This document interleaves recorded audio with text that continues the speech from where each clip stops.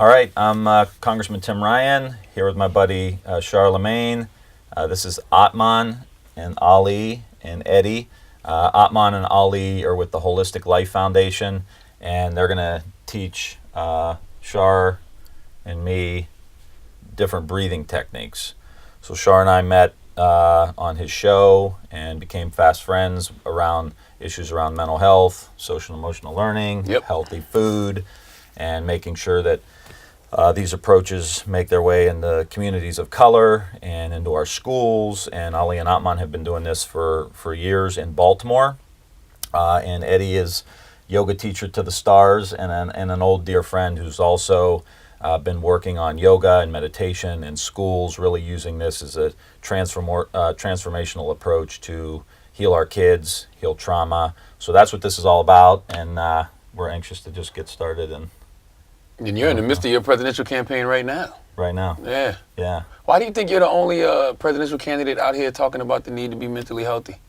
No idea. It's the issue in Ohio. We have opiate addiction. We have job loss, a lot of adverse childhood experiences. So it came from experience, being a congressman in the area. And then as I traveled, it's happening everywhere. So this is something that you do on the regular anyway? Not enough. That's why we're getting one in right now. We're going to get in right now. Breathing, meditation. This is great. So let's roll, fellas. All right. Yeah, we can jump into our first practice. The kids call it the stress breath that we teach. It's a variation of Ujjayi breath. What it's good for, if you have like a lot of thoughts going through your mind and you can't find yourself to be present, this is a good practice to kind of like push the reset button and lead you back to that present moment. Also, this breath has to be audible. Communities faced with a lot of trauma, it kind of plays out in their body, and a lot of kids, like if they're walking down a hallway and you might see them just punch another kid in the mouth, and you ask them why they did that, they might say, I don't know why I did it. And that's kind of because the vagus nerve isn't active. The audibleness of this breath actually activates that vagus nerve in this practice. The way you make the breath audible, you know how you fog up a window or a mirror, like, if you all can do that, that would be cool. All right. All right, and then do that same thing, but close your lips and try to make that same audible noise. So that's going to do the same thing on the inhale. So what's the vagus nerve, though? The vagus nerve is that connection from your mind to your body. A lot of the kids that go through trauma, that connection isn't there. It's a real nerve? It's a real nerve. And this practice making it audible kind of activates that nerve and kind of deals with that the effects of the trauma that these kids are facing in the communities that Ali and I work in. Does trauma deactivate that nerve? Trauma does deactivate that nerve, and what this audible breath does is it reactivates it, and it kind of directly deals with that trauma that these kids are facing over the years, which make them detached from their body. So it establishes that connection back with their mind and their body. Gotcha. Another benefit of this practice, a lot of our kids don't have heat in their house. This practice will actually boost up your body temperature as well. So with people that we try to teach, we try to make it as practical as possible for them, so they will adapt it in their lives. So once again, the way we do the breath, we inhale deep through our nose and making that breath audible. I'll show you all once. And then you hold on to that breath and lock your chin to your chest. And then we hold it down there for a couple seconds. And then we exhale with that audible breath, bringing our head back up. Sounds perfect. All right. We're going to do a couple of these together. And I invite you all to close your eyes. All the breathing is going to be done in and out through our nose. So everyone inhale long, slow, and deep and audibly. Filling your stomach up with air. Hold on to that breath and lock your chin to your chest. And we're going to hold it down there just for a couple seconds. And then we can exhale and bring our head up, making that breath audible. Squeeze our stomach in, push all that air out. Inhale deep again with that long, slow, deep, audible breath. Filling your stomach up with air. Hold and lock your chin to your chest. And once again, we're just going to hold it down for a couple seconds. And then we exhale and bring our head up. Remember, making that breath audible. Y'all breathing is sounding great. Inhale deep again. Remember, long, slow, deep, audible breath. Filling your stomach up with air. And hold and lock your chin to your chest.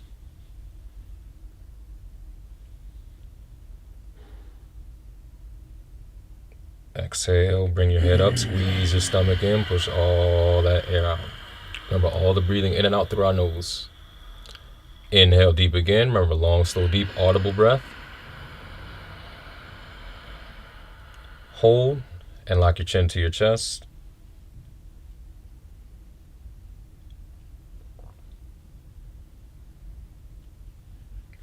And then exhale, bring your head up, squeeze your stomach in, push all that air out. Inhale deep again. Remember long, slow, deep, audible breath. Hold and lock your chin to your chest. Y'all breathing to sound great. Keep it up.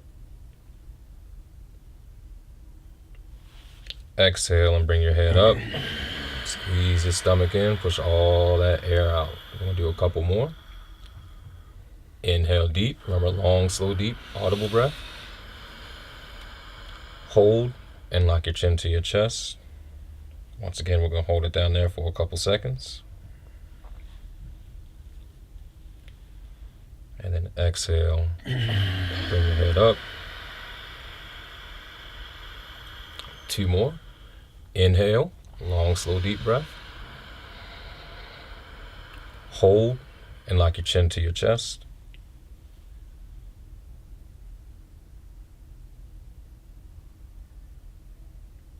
Exhale, bring your head up again. This last one. Inhale as long and as slow and as deep as you can, making that breath audible, filling your stomach up with air. Hold on to that breath and lock your chin to your chest. And since this is the last one, you can hold it down there for as long as you individually can. But as soon as you feel any discomfort, you can exhale and bring your head up, but try to push yourself. And whenever you do exhale and bring your head up, if your eyes are closed, keep them closed and take 3 deep breaths on your own to feel how your mind feels and feel how your body feels. Pay attention to your body temperature. It may have gone up. And just remember, this practice is really good if you have a lot of thoughts going through your mind and you find yourself not being present. This will lead you back to being present, or if you have to give a speech or any type of performance, it's really good to kind of, once again, slowing down the thoughts in your mind and bringing you back to that present moment. And then after you've done those 3 deep breaths doing that internal assessment, you can slowly blink your eyes open and come back to your senses.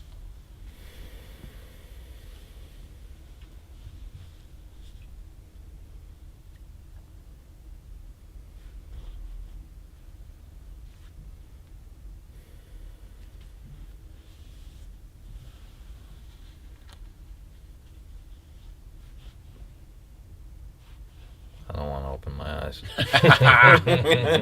I feel like you got to do these before a debate. Can I stay here forever? I did. The first debate I did, and the second one, like periodically throughout the day, like a half hour at a time. Really? Just to mentally prepare. Just to calm down. How much damage does a presidential campaign do to your mental health, you think? It's not good. Really? Man. I mean, you're up early, you're not getting sleep. You know, like we got to sleep in at like till 8 today. I was like, I feel so good today. Just because I got a really good night's sleep. And we were at a decent hotel. It wasn't a Holiday Inn Express in the middle of the city. Gotcha. But it was great. You can feel the difference, huh? I do. I mean, the immediate thing I felt was presence. Mm-hmm. Like being in this moment, you know? And when I was doing the breathing, I wasn't thinking about anything else except for the breathing. Like my thoughts weren't racing at all, which is unheard of for me. You meditate? Sure. Not I don't know if I do it officially. Like, you know, I try to take time for myself early in the morning and I just try to be still, eyes closed. I do a couple of the breathing exercises that I know. I don't know if I would call that necessarily meditation. Mm-hmm. To me, I think it is, but not like I should. Right. For long periods of time. Yeah. You do it often? Yeah, I try to do it every day.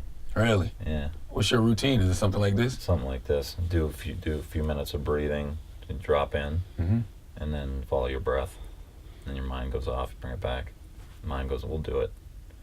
You Yeah, I'll do breath meditation. Let's do it. All right. Yeah. So this practice is the breath meditation. So it's just a And way then to give us a couple minutes after that we could just like Oh yeah, chill because you after. have to. You Yeah. don't have to be able to jump back into talking. Your lips gonna be somewhere else, and you have to get back in tune with your body. So it's pretty much a way to go deeper with your breath. Like you were saying, most people's minds are wandering and all over the place most of the day, and the breath is a way to kind of center yourself. And a lot of people used to get it from sympathetic to parasympathetic dominance to get out of that stress mode to relaxed state. Tell us what that means. Your autonomic nervous system is what has like your body's response system to things that happen around you and within you. So sympathetic dominance is the stress state where your breath gets really short. The blood goes from the outside to your internal organs. Adrenaline starts flowing, cortisol starts flowing. So all these things start happening in your body automatically, like if you were getting chased down the street by a pit or something. You know what I mean? Like all these things happen. And then parasympathetic dominance is the relaxed state. Your breath is a lot slower, it's a lot deeper. The cortisol, the adrenaline shut off, but a lot of people can't get from sympathetic to parasympathetic dominance, so they're in that stress state all the time, and it's literally killing them. Yeah, the cortisol can kill you. Exactly, Yeah. exactly. So all these things are going on. So a lot of these practices are to get you back to parasympathetic dominance, so you can actively go from one to the other. All right. All right. So breath meditation, you all can get in a nice, comfortable meditative posture. Whatever that is for you, welcome you to close your eyes. I'm going to start by taking a couple deep breaths together, so everyone inhale nice and deeply.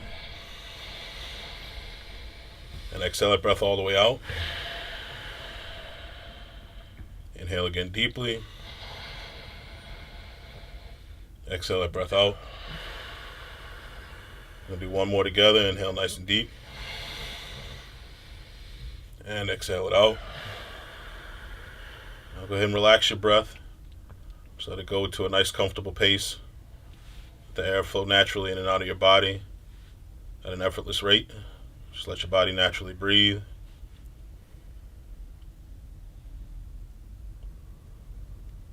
First thing you're going to do is you're going to bring your awareness to how your breath feels.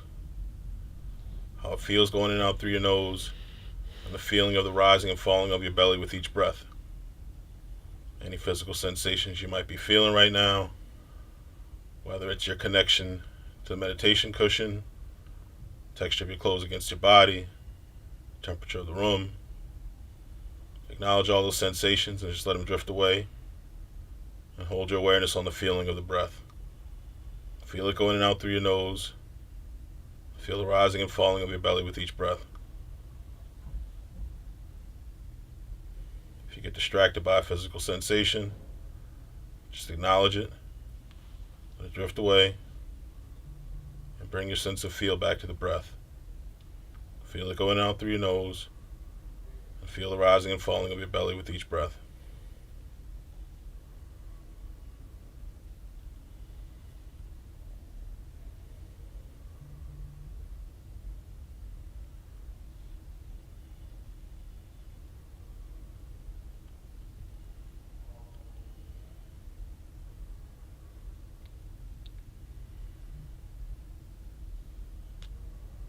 Remember, distractions are going to arise.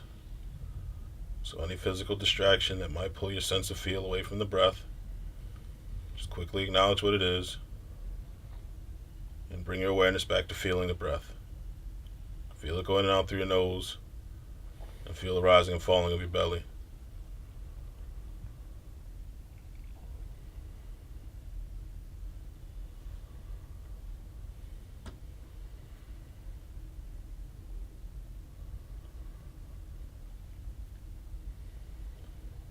Now, along with feeling the breath, we're also going to pay attention to how that breath sounds.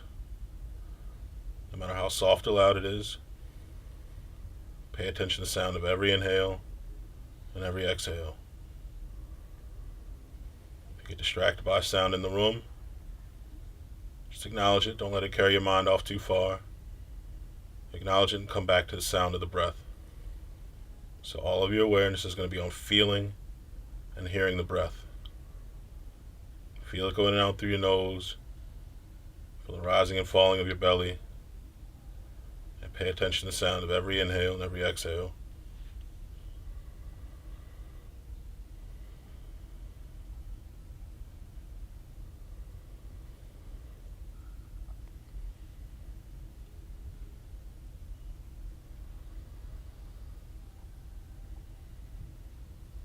If you get distracted by a sound or a feeling, acknowledge what it is, let it drift away, and come back to the feeling and the sound of the breath. Remember, you're going to feel it going in and out through your nose, feel the rising and falling of your belly, and pay attention to the sound of every inhale and every exhale. Hold your awareness right there.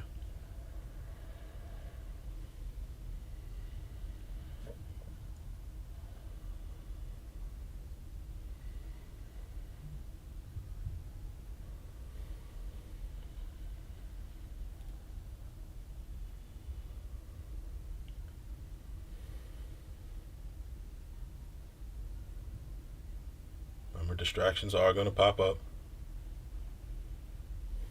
Don't get frustrated with them. Just acknowledge them. Let them drift away. And come back to the feeling and the sound of the breath.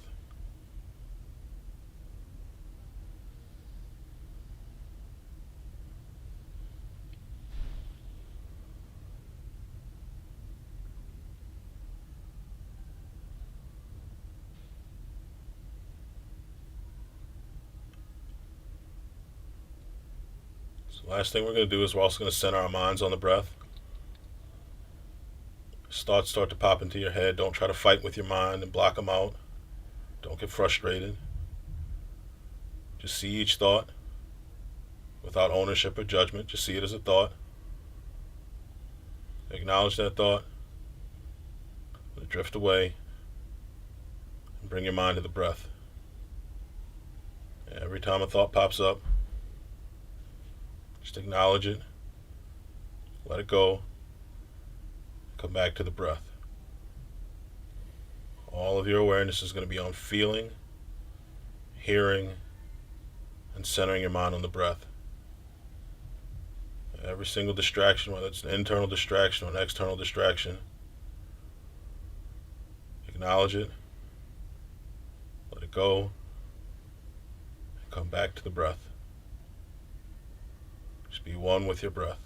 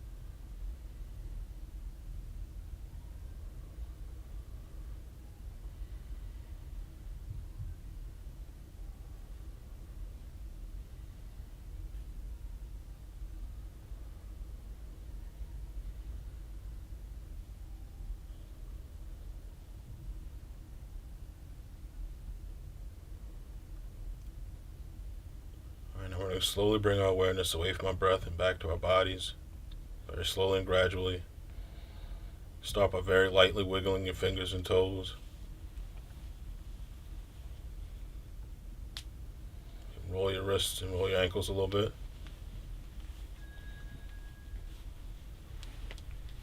Move your head a little bit from side to side. And then take your time with it, but whenever you're ready, you can slowly blink your eyes open, but take your time.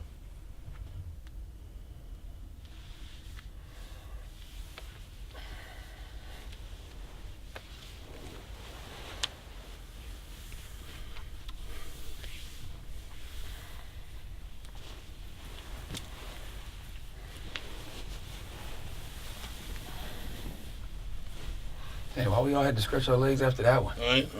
Wow.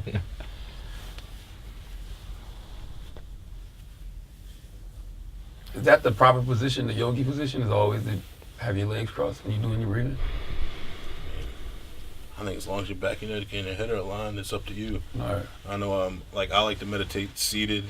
Our other business partner, brother Andy, he likes to meditate laying down, and Atman likes walking meditation. Wow. So I mean, it's however you like your practice, because it's your practice. It's not nobody else's. So whatever's comfortable for you is what you got to roll with. Gotcha.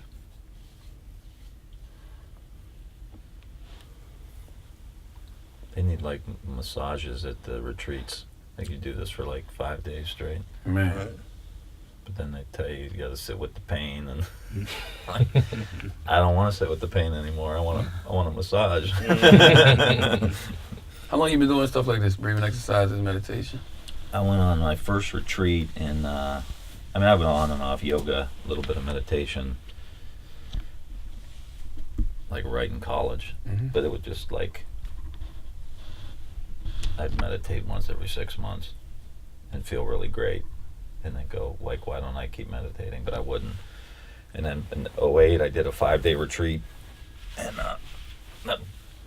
more and more silence. No writing, no phones, no journaling, no calling mommy. And at the end, there was like a 36-hour period of silence. And it was just like, my mind had just calmed down so much. It was like total, like, in the moment experiences. And I was blown away. What led to that in college? Because in college, that's the wild party time. You was an athlete. What made you? Oh, I was partying in college. Everyone knows about that. We didn't miss that. Yeah. I did a yoga class, and A girl probably led you there. I have no comment on that. Did a yoga class, and at the end you do the class for an hour, and then you do the savasana, like the final pose where you lay there. And I just remember laying there, just like energy pouring through my body. I felt like I was off the ground, like levitating. I wasn't, but it just felt so light. And I said, there's something to this. And then Phil Jackson was into it. I mean, how old are you? You're 41. Yeah, so you're my age. I mean, we were all. I mean, I was a Cavs fan, but everyone was a Michael Jordan fan. Yeah. And so I became a Phil Jackson fan, and then I was reading his books, and he was talking about Zen and meditation, and so it was like normal. It seemed like he had normalized it. And then I just kept going on and off. But then in '08, after the retreat, and then after the retreat, I went up to John Kabat-Zinn, and I was like, who led the retreat, I was like, we got to get this in our schools. Like, what are we doing? We got to teach our vets. Like, all the vets were coming back. We got to get this in the healthcare system. And he's like, calm down. He's like, there's a lot going on. I'd love to introduce you. So he introduced me to people doing it in the military, vets, education, healthcare. And then I met all these people, and that's when I wrote the book. I was like, I got to write a book about this. Wow. And my staff didn't really want me to write a book about meditation, as you could imagine. Why? It's politics. Like, I thought it was risky. I always wonder why people don't think politicians are human beings who deal with the same stresses and everything else that Right. regular private citizens deal with. Yeah. You know? Yeah. Like- Yeah, we're supposed to be just this plastic thing. And so I did it anyway. And it's been great. I mean, that's how I met these guys, because I heard about them and the work they were doing. I was like, this is perfect, because my thing was, I don't want a bunch of rich white people doing yoga. It's like it needs to help everybody. So then I met the Baltimore boys. Yeah, I mean, he came to West Baltimore, north of Pulaski, and like showed up in a suit, came down, jumped on the mat with the kids, breathing, meditation, yoga, like it was nothing. I was going to ask you, we've had all these mass shootings, and President Trump said it's a mental health issue. And I have to admit, for once, he might be right. Like, I don't think that's the only, cause of, the gun problem, but I think it's a part of it. Like, what do you think about that? Well, there's mental illness in other countries. They just can't access weapons. So that's like one issue. But yeah, I mean, the trauma that these kids are under is significant and should be acknowledged. The way he talks about it is to get you away from the issue of getting access to the weapons. Yeah. And he is proposing kicking 20 million people off of their health care, which includes mental health coverage. So it's pretty disingenuous. But the point that you're making is true. 90% of the kids who do school shootings come from the school. And about 75% of those kids felt bullied, shamed, traumatized, isolated in some way. And that's why when I talk about social and emotional learning in the schools, it's like the ultimate prevention, because it helps connect kids to each other, helps them regulate, helps them deal with conflict.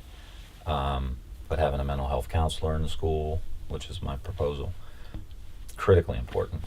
So if you were president, that's the kind of legislation you would implement? Yeah, we did our education plan a couple weeks ago. Mental health counselor in every school, art therapy, music therapy, play therapy, social and emotional learning in every school, and then the food piece, school gardens in every school.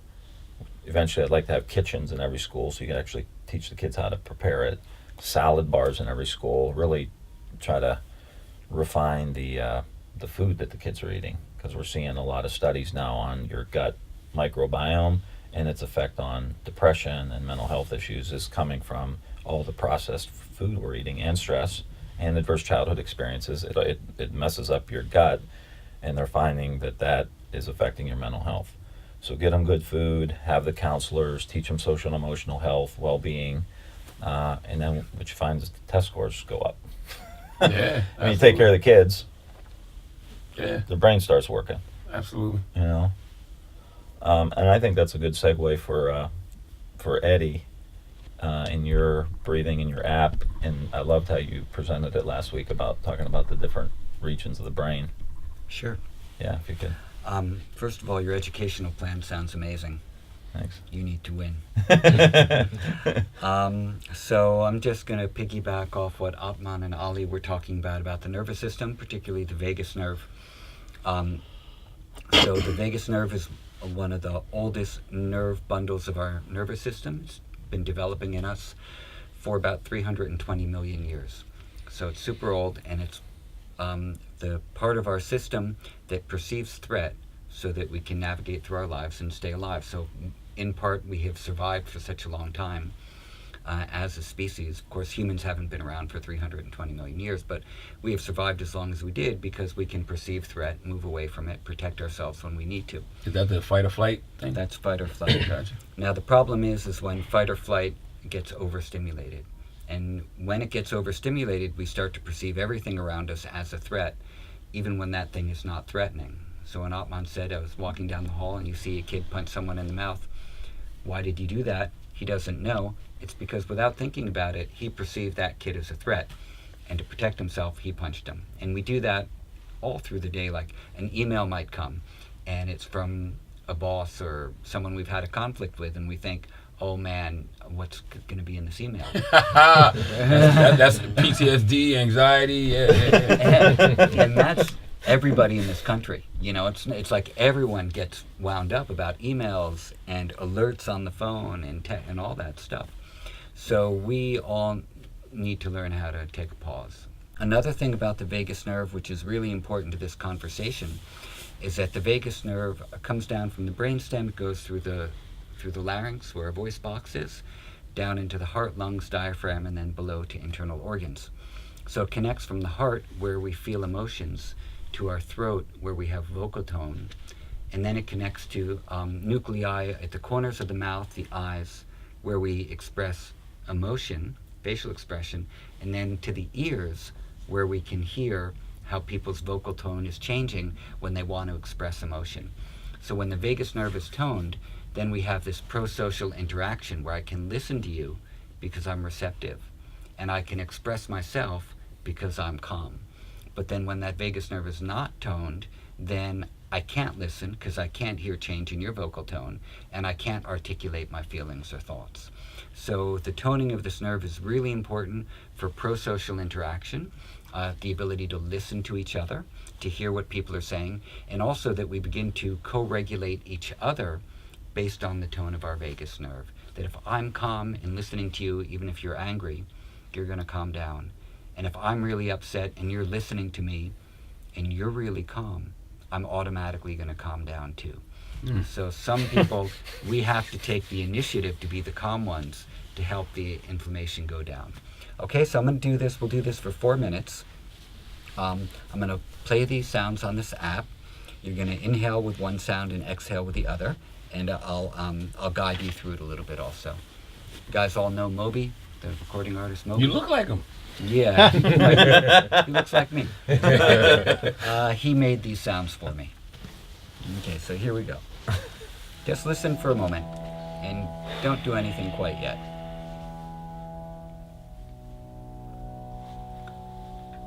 Okay, so this next sound here is going to be an inhale.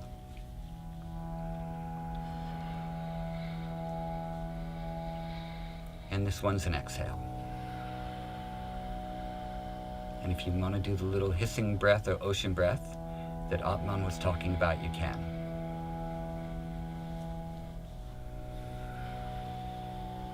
Mainly try to make your breathing smooth with the sound.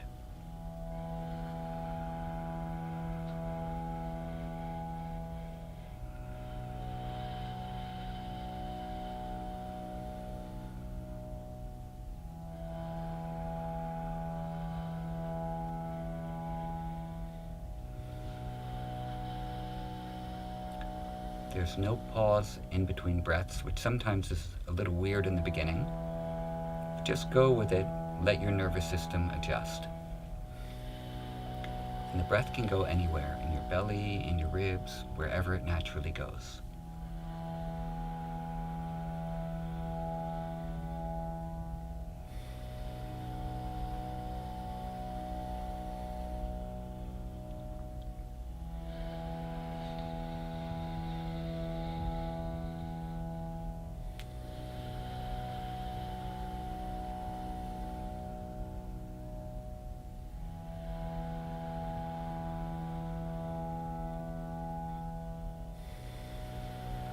If you can let the belly begin to drop a little on the inhale, that's a good thing.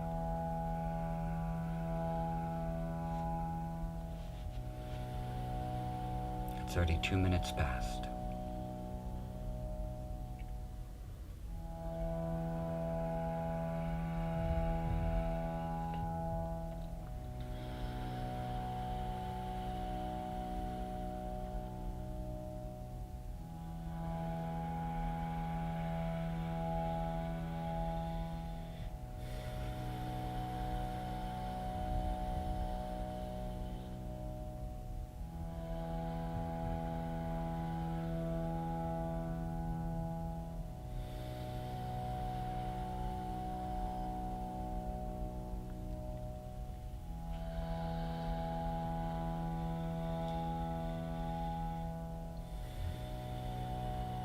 Breath aligning smoothly with the sound.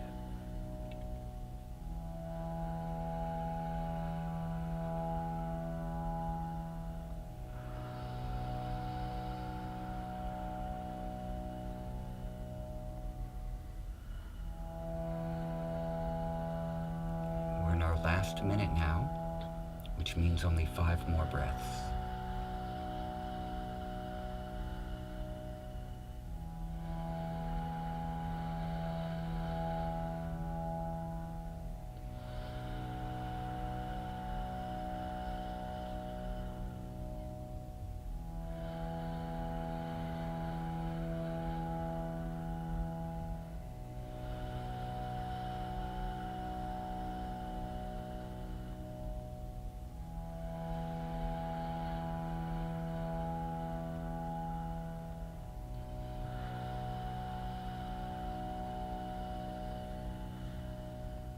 Our last breath.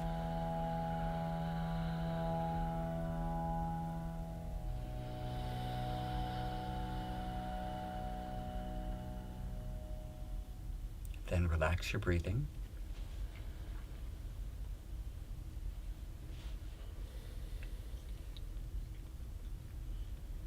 And then 3 closing check-in questions. Asking yourself, who am I? Having a sense or a feeling of who you are at your core.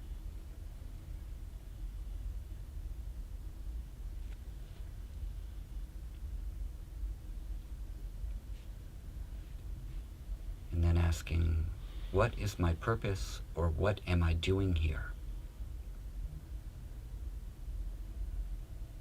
in my life on this planet?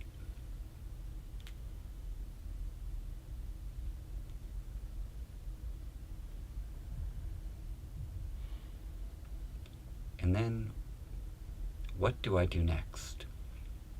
How can I actualize my purpose out into the world? How can I use my purpose as service?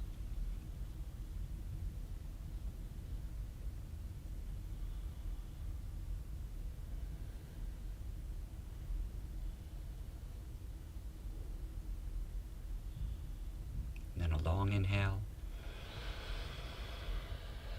And a relaxed exhale. And then, as Atman and Ali said, when you're ready, you can blink your eyes open.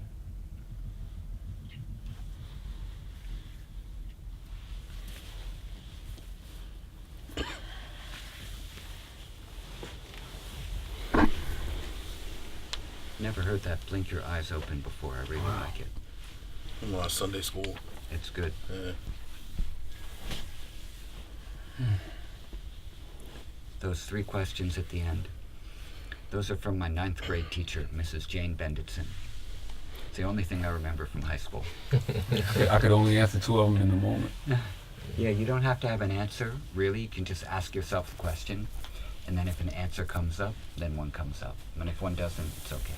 Yeah, I knew the answer to the first one. I mean, because I just always feel like we're spiritual beings living a human existence. So when you say that, when you said, what are you? I say God. Yeah, beautiful. And then the last one, when you said, what is your purpose? Immediately it's service to others. Mm-hmm.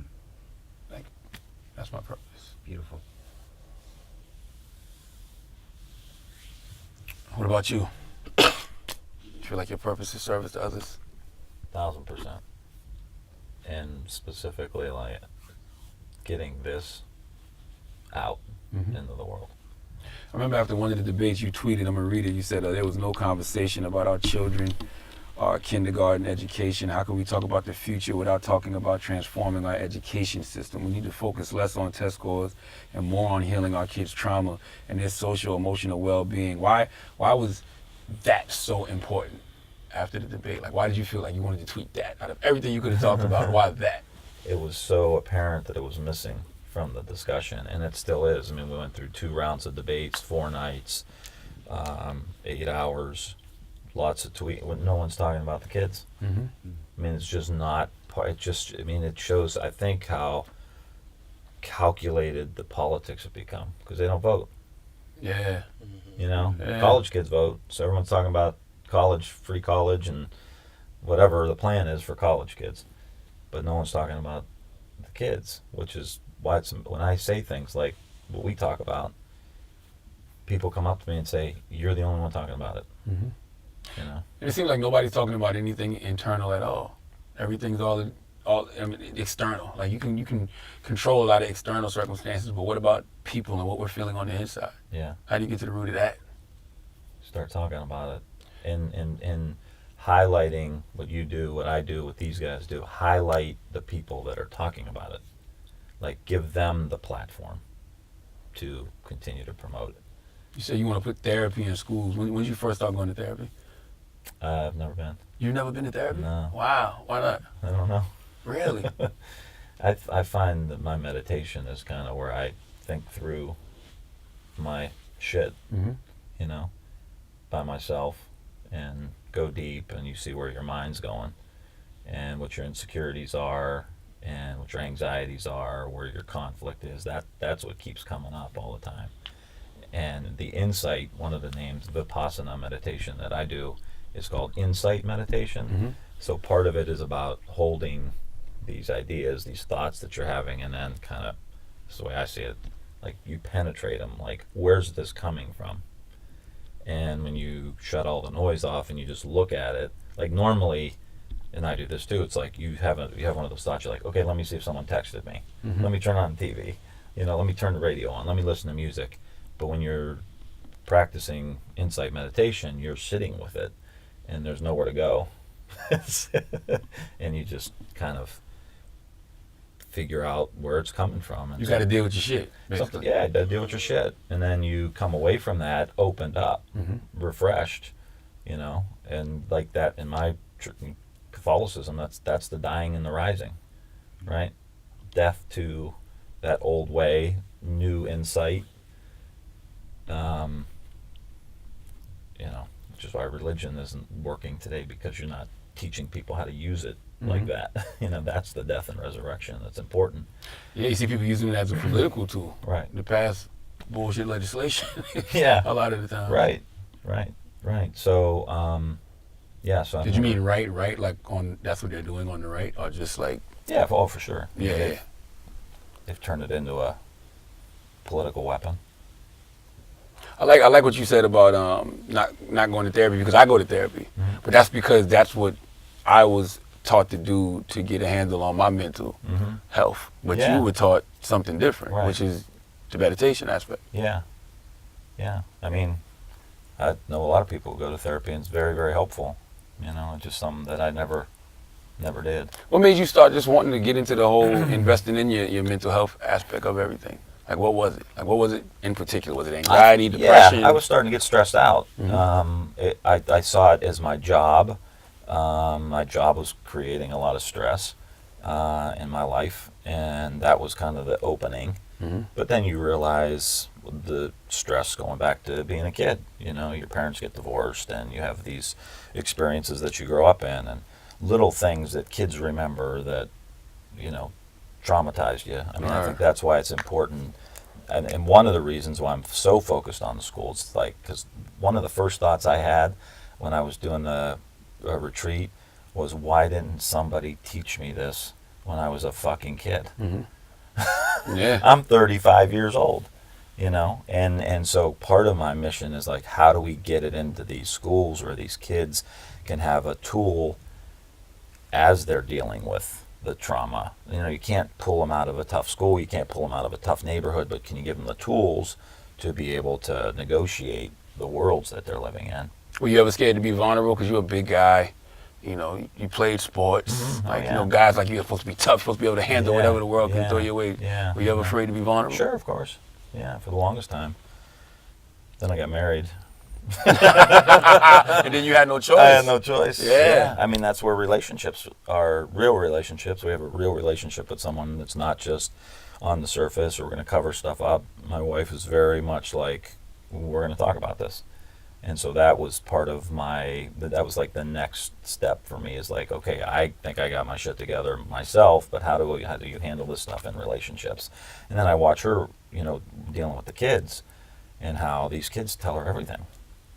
Almost everything. Almost everything. That's why I think it's so important for you to stay in these presidential debates, because nobody else is even remotely talking about this. I think I might have heard Mayor Pete mention it like once in passing. Like, this is your thing. Yeah. Do you feel like this is your sole purpose to be in these debates? This is our thing. Yeah. The trauma piece. Yeah, because it affects healthcare, it affects education, it affects the economy. You know, the whole other piece is agriculture and food. Like, it's a traumatic system that's affecting our health too. So it all feeds into the same thing, but we've got to get to the root cause. And I think if we're going to transform the country and pop out of this, I keep saying it's not left or right, it's new and better. And we got to get in the newer and better. You sent me an article once. It was from the American Academy of Pediatrics, and it was about racism being harmful to a child's health. So, I mean, we're seeing a lot of that right now. So, how do we reduce that? Vote for me for president. Listen, if you could cure racism, everybody in this room would vote for you in a heartbeat. Well, it starts at the top. What kind of mood, what kind of tone are you setting? But again, I mean, I hate getting, but it's the social and emotional approach in our schools. I'll give you a quick story what they do in the early grades. There's a book called Stella Luna. Have you ever heard of this book? So it's a bird and a bat. I can't remember all the details, but it's a bird and a bat, and one of them gets mixed up with the other crew, and the bird thinks it's a bat. And then one day looks in the pond and recognizes that, you know, it's a bird. And so the kids had to read this book, and then they did that Venn diagram where you have like the center, the two circles overlapping each other. And the kids had to put what they're like what the birds are like, what the bats were like, and what they had together, what they had in common, separate and in common. And then they had to look at each other like me and you are looking right now. These are kids, 3rd grade. And you had to say, I'd have to say, Shar has black eyes, dark skin, and, you know, whatever, you know. Don't be afraid to compliment me. Hair on. Handsome. If you think I'm handsome, fine. And then you would say something about me, and then we'd have to say, what do we have in common? And I saw this little black girl and this little white girl look at each other like that, and the white girl's looking at the black girl. They're standing like this, And she says, we both have eyes. We both have chins. And then she paused in this long pause, and she couldn't think of the third thing. And she said, and we're both human beings. Shit. Wow. And I said, holy shit. That's how you begin to end racism Yeah, you need those kind of exercises early. in the class. Yeah, because you never know what kids are being taught at home. Right. So it's a lot Maybe of even taught something different. yeah, a lot of racism is learned behavior. So when you're teaching them the opposite, you know, Right. see results. So just intentionally, like if we know it's a problem and we know it's causing division in the country, forget the president, but it's out there anyway, how do we intentionally try to solve these problems? And that means leaders need to develop and implement programs that will start dealing with that stuff. Is it possible to take real time for self-care when you're a senator, when you're running for president like you are? It takes work. Like Yeah. you really, again, intentionally have to do it. So I intentionally do my meditation, but I, don't always get my hot yoga. I love doing hot yoga, and I like working out, but don't always get to do it. Yeah, I told you I was, texting with Cardi B one day and we were talking about all the different presidential candidates. She was like, yo, I like Tim Ryan. I just feel like there's not enough attention on him. Like he don't have that, marketing machine. Right. Do you feel that way? Yeah, Yeah. yeah. I feel like we got the message. I feel like I'm from the right part of the country, from Ohio. Could win those Michigan, Wisconsin, Ohio, Pennsylvania. I love the agenda around transformational education, transformational healthcare, food as medicine, teaching new ways of doing agriculture that actually sequesters carbon and can help us reverse climate change, dealing with racism intentionally through our schools. Like I feel like I have by far the best agenda, most transformational agenda, but I'm not a senator. I didn't go to an Ivy League school and have like a huge Ivy League network that can raise you $10 million out of the gate. And I'm not from a big city. I'm from Youngstown, Ohio. But because I'm from Youngstown, I've explored all of these things to try to help my community. So the last 17 years I've been in Congress, I've been learning about social and emotional learning, learning about regenerative agriculture, learning about food as medicine, really trying to develop real solutions. And we have them now in the agenda. And if we get the platform and we get a little bit of money, we'll be off and running with a really exciting campaign. I saw two longtime Biden supporters, Fletcher Smith, Brandon Brown. Yeah. They both defected from Biden. Said they rolling with you. Yeah, in South Carolina. Yeah, in South Carolina. That's where I'm from. Super, super excited about it. How'd that make you feel? Great. It made me feel like the message is connecting. Yeah. And I love Joe Biden, and I just think people perceive us as kind of being similar, Rust Belty, Irish guys who have like a connection to working class people, white, black, brown, and You got less racism in your past than Joe Biden. that's true. Joe said a few things that I'm like, hey, why did Barack pick you to be VP again?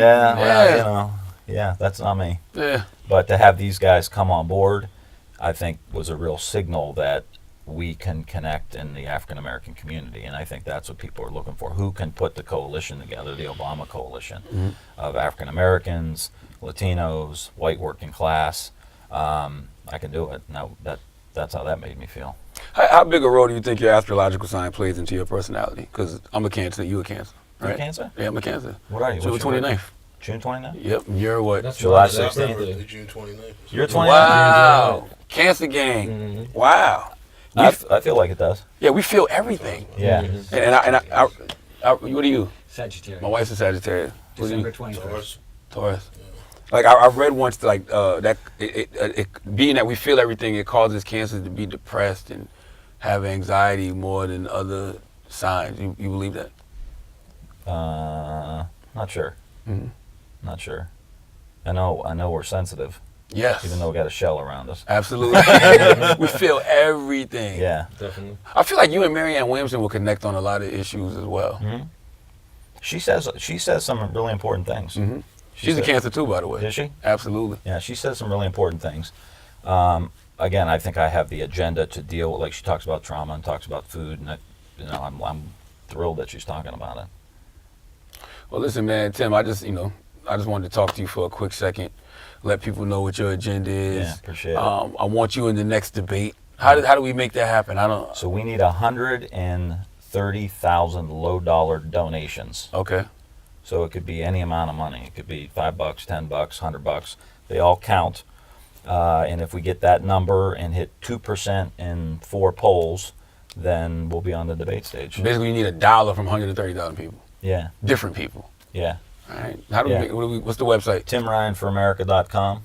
Go to TimRyanForAmerica.com and you can get your credit card out. You do PayPal, any of that stuff. Yeah, I just think these conversations are so important because I truly believe that unless we start dealing with the trauma that Yeah. exists within so many of us, you're just going to have a bunch of people that keep redistributing that pain Yeah. to other people. And we're never going to get to a place of healing in America. And That's we it. damn sure going to need it after this guy leaves the White House. Yeah, totally. Word. And this is the agenda, man. Tim, appreciate you, man. Yeah, Thank you. Thanks. Thank y'all. Thank you. Thank you. Thank you. So we just did breathing with Charlamagne. That's it. That was great. Yeah. I loved it. I feel good for the day.